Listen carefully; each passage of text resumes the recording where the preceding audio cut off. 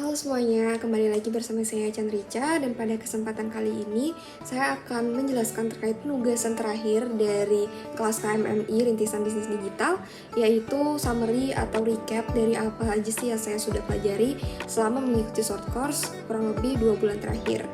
Nah, untuk itu tidak usah berlama-lama lagi, saya akan langsung saja menjelaskan apa aja pelajaran dan juga yang sudah saya dapatkan dari perkuliahan ini. Baik, pada awalnya mengikuti yang namanya kegiatan KMMI ini dan saya memilih kelas rintisan bisnis digital, apa yang mendasari saya. Nah, di sini saya akan menjelaskan sedikit mengenai apa aja sih yang sebenarnya menjadi tujuan saya untuk mengikuti kelas KMMI ini.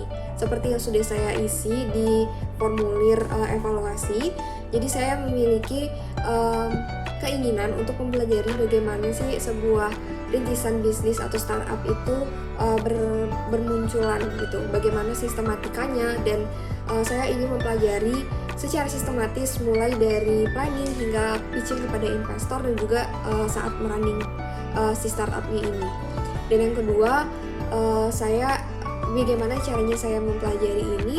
Nah, secara teknis, cara saya mencapai hal tersebut adalah dengan berusaha mengikuti seluruh perkuliahan di setiap minggunya. Jadi, selama masa liburan, saya berusaha untuk tidak absen.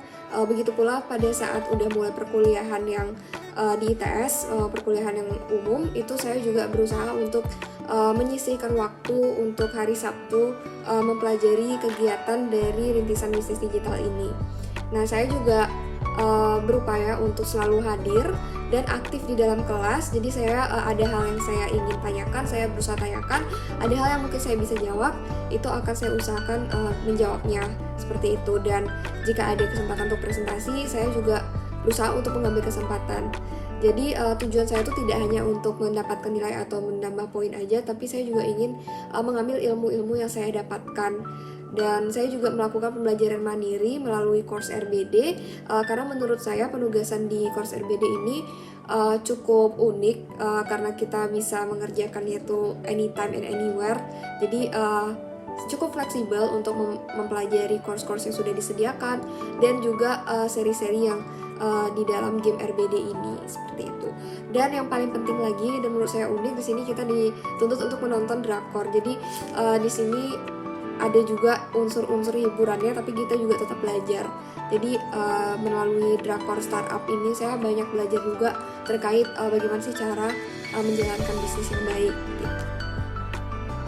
Nah, sebenarnya apa sih tujuan saya? Kenapa saya ingin mempelajari ini dan saya berupaya sedemikian rupa untuk mempelajarinya?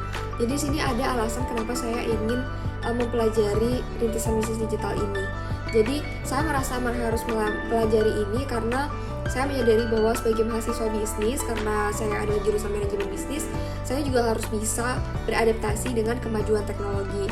Jadi saya tidak hanya mampu memahami atau expert dalam sisi bisnisnya aja, tapi saya juga bisa mempelajari teknologi dan aspek-aspek teknologi yang ada di dalam bisnis. Dan menurut saya program KMMI ini adalah media yang tepat untuk saya belajar dan juga mengimprove diri sendiri. Nah, kira-kira evaluasi dari mengikuti kegiatan KMMI ini seperti apa? Yang pertama tentunya dari sisi teknis maupun materi-materi yang sudah diberikan baik dari para dosen ITS maupun dosen praktisi, menurut saya itu sudah sesuai dengan ekspektasi saya karena saya tidak pernah menyangka bahwa ada tools yang namanya Zedemi untuk saya bisa belajar kapan saja dan di mana saja. Dan menurut saya informasi-informasi yang sudah diberikan udah cukup kompleks dan mengizinkan kami untuk eksplor lebih banyak. Jadi kita juga tidak terbebani dengan tugas-tugas yang cukup banyak dan harus dikerjakan mepet-mepet seperti itu, karena di Zedemi sendiri sistemnya juga dalam bentuk games dan menurut saya cukup efektif bagi saya mengerjakan. Namun mungkin ada beberapa kendala yang saya alami selama mengikuti KMMI ini, terutama ketika perkuliahan sudah mulai berlangsung. Perkuliahan yang lainnya ya, perkuliahan yang konvensional di ITS seperti itu, karena cukup sulit untuk membagi tugasnya dan sebagian besar yang mengikuti kelas KMMI ini tuh adalah semester-semester akhir, jadi kita harus menyesuaikan juga dengan jadwal-jadwal mereka yang sedang skripsi atau tugas akhir. Jadi Itu menurut saya menjadi salah satu kendala selama ini. Tapi saya di sini juga belajar bagaimana caranya mengatur strategi walaupun kita sama-sama sibuk, memiliki kesibukan masing-masing dan koordinasi hanya secara online. Tapi saya juga belajar bagaimana caranya mengatur strategi supaya penugasan juga bisa tetap selesai. Jadi saya belajar teknik komunikasi walaupun secara daring. Saya juga banyak hal yang bisa saya pelajari, terutama dari Zedemi. Dan dari kelas sendiri saya juga belajar untuk lebih aktif di dalam kelas karena ada sistem poin juga ya, ada sistem poin. Jadi saya berusaha mengikuti aktif program-program di kelas, dan karena ada banyak dosen-dosen praktisi yang menurut saya cukup keren-keren, jadi saya tidak membuang-buang kesempatan. Jadi saya berusaha untuk bertanya, dan menurut saya itu sudah sangat kompleks informasi yang saya dapatkan dibandingkan saya pertama kali memasuki kelas rintisan bisnis digital ini. Dan yang terakhir, di sini saya akan menjelaskan penilaian saya terhadap kelas rintisan bisnis digital, terutama dari tujuan-tujuan saya yang sudah saya jelaskan di awal. Menurut saya semuanya sudah tercapai karena tools yang diberikan dan juga perkuliahan yang diberikan sudah sangat kompleks menurut saya. Walaupun dalam waktu yang singkat, tapi sudah cukup banyak yang bisa saya pelajari. Kemudian ada beberapa recap dari perkuliahan rintisan bisnis digital ini. Saya beberapa kali mendapatkan insight-insight di samping dari courses yang udah dijelaskan di sini. Ada beberapa insight tambahan yang saya dapatkan, baik itu melalui feedback dari dosen, feedback dari dosen praktisi, feedback dari teman-teman, maupun pembelajaran dari Zedemi. Jadi hal pertama yang bisa saya pelajari ada beberapa poin sebenarnya. Jadi di sini saya baru mengetahui yang namanya use case. Di sini saya mempelajari juga. Awalnya saya tidak mengetahui apa itu use case, tapi akhirnya saya mengetahui melalui kegiatan RBD ini. Kemudian saya juga mendapatkan insight bahwa ide itu harus memenuhi kebutuhan customer. Jadi kita tidak bisa membuat ide sesuai dari asumsi kita sendiri saja. Jadi kita harus tahu juga masalah apa sih yang sedang mereka alami. Kemudian ide bisnis kita itu harus bisa memberikan solusi mereka, dan permasalahannya itu juga emang harus divalidasi dan juga didasari oleh data-data yang valid, seperti itu. Dan kemudian saya juga mempelajari hal baru dalam hal pitching. Jadi pitching itu tidak hanya sekedar berbicara seperti ini, tapi kita juga harus melihat konteks siapa sih pendengarnya, karena ada banyak sekali jenis-jenis pitching ya, mulai dari pitching customer, pitching untuk ke investor. Nah itu sebuah hal yang berbeda. Itu saya ingat itu adalah masukan yang diberikan oleh Pak Holil, dan menurut saya sangat insightful. Jadi kita juga harus memahami siapa pendengarnya, entah itu ke customer atau itu ke investor. Dan saya juga mempelajari bahwa di sini tuh saya baru mengetahui istilah-istilah dalam startup seperti menghitung TAM, total addressable market. Kemudian saya harus belajar juga beachhead marketnya seperti apa. Jadi kita harus bisa mendefinisikan market secara spesifik, tidak boleh terlalu luas. Dan kemudian saya juga belajar yang namanya customer DMU atau decision making unit, mulai dari champion, influencer, primary economic buyer, dan yang terakhir itu ada end user. Nah itu saya jujur baru tahu di perkuliahan ini, dan menurut saya itu sangat insightful. Dan dari feedback yang diberikan oleh Pak Radit dalam beberapa perkuliahan itu, saya diberikan masukan bahwa dalam merumuskan inti bisnis itu kita harus jelas apa core bisnisnya. Nah, Pak Radit sempat menyebutkan ada 3, yaitu lebih baik, lebih cepat, atau lebih murah, dimana kita nggak mungkin bisa mencapai ketiga-tiga yang ini.